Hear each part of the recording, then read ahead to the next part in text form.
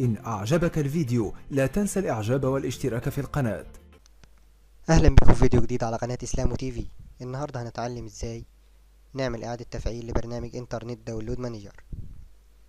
اول حاجة هنحتاج برنامج التفعيل اللي هو الباتش. ادي الباتش. عشان نفعل البرنامج لازم اول حاجة نشغل الباتش. هندوس على كلمة باتش دي، هنكتب اي حرفين. بعد كده هندوس اوكي. بعد ما ضغطنا اوكي هتظهر لنا قائمة تانية هنكتب برضو فيها اي حرفين ونضغط اوكي. بعد كده هيقول لنا باتش done. بعد كده هنقفل الباتش. كده البرنامج اتفعل وبقى جاهز للاستخدام والتحميل من جديد. ادي هنجرب البرنامج. ادي البرنامج اشتغل. ياريت اكون افدتكم في الحلقة دي.